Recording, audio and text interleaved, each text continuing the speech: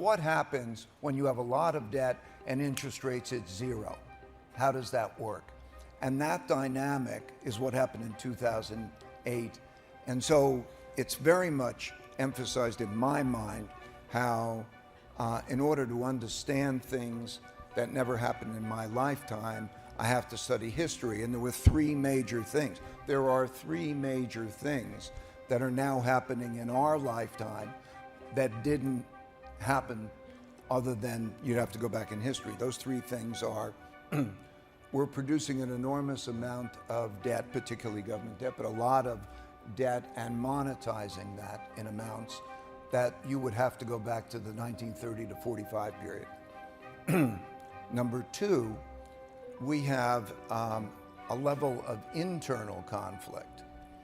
The largest wealth gaps since back then, the largest internal conflict and populism of the left and the right in our country and at war. And a populist is an individual who will not accept losing. They'll win at all costs. So that dynamic is new. You have to go back really to the 30s around the world or before. And the third is the great power conflict. In other words, the rise of a great power in the form of China that is a comparable power in the world, and that dynamic. So in order to see that, I needed to then study the past 500 years of history. Now, I know people think it's odd because here I am, I'm just trying to make money in the markets. I'm a practical guy dealing with that. But we would not understand that. And the picture of the world is a very different picture than we have grown used to because of the nature of these longer term cycles. So you studied 10 empires, 4 in particular relevance to us: the Dutch, the British, the US, and China.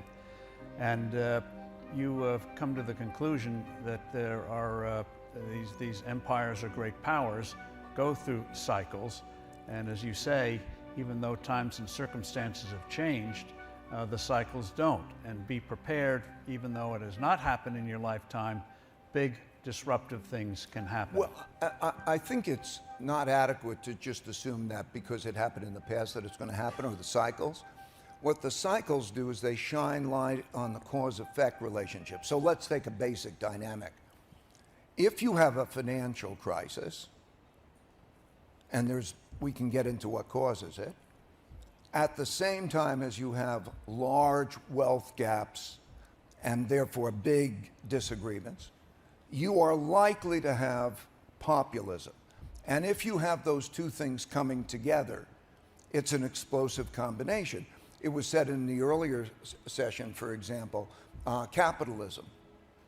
What about capitalism? It's becoming unpopular. Now imagine a bad situation with capitalism. And that's played out through history for good reasons.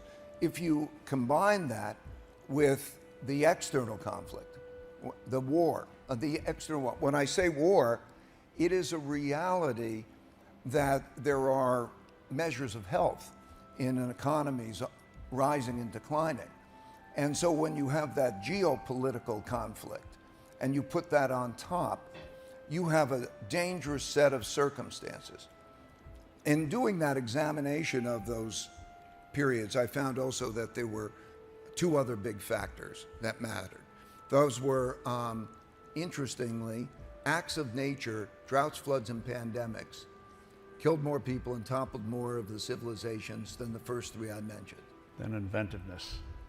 And then number 5 is inventiveness, which then takes technology, the technology. So when I look at these, all of these 5 coming together, I think we're going to go through, like, it'll be almost like a time warp that we're going to go through, that over the next 5 to 10 years, the world is going to be very, very different than it is today.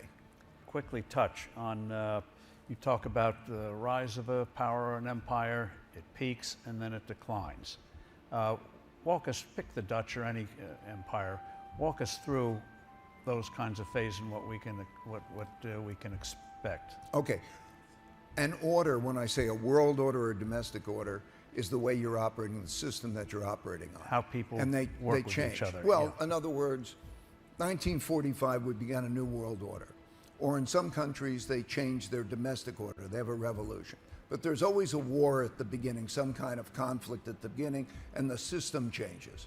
Okay, 1945, we have a war. There are new winners of the war. Whether that's domestic or internally, there's a war, and now the new folks are in charge. And they then determine what's going to happen. They set the rules. The United States, since 45, we've been the American world order. The reason the United Nations, IMF, World Bank are in the United States is because of system. that. The reason the dollar is the world's reserve currency is because of that. They set the rules.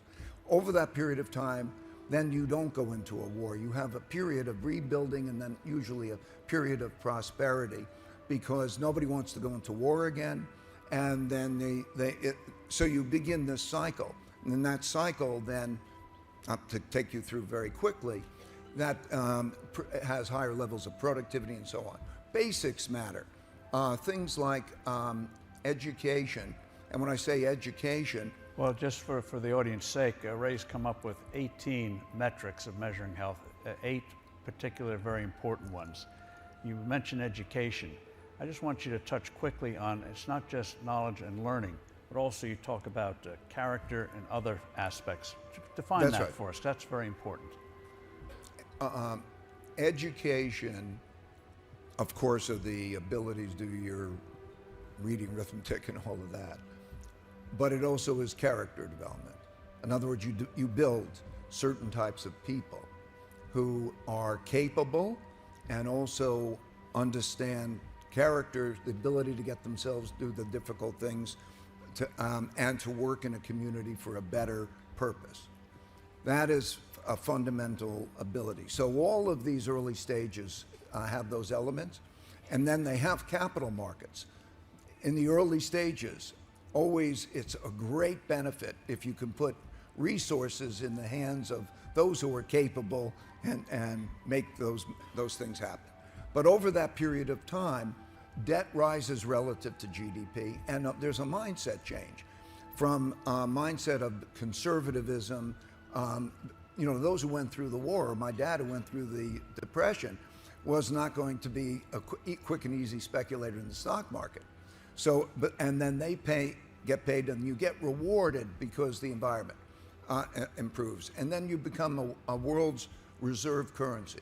Because when you're dominant in the world and trade, let's say the United States had the highest percentage of trade. It was half the world's economy, half world GDP, and it dominated trade.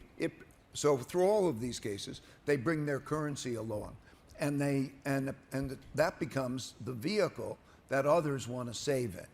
And when they save in that currency, then of course they are lending you money. And so that compounds. In other words, when a foreigner buys a bond, what they're doing is lending you money. And so the debt tends to compound over a period of time. And then new powers come along. They learn from the great power. The British learned from the Dutch how to build ships that would take them all around the world. So that learning and that rise in their capabilities produces competitors in the world.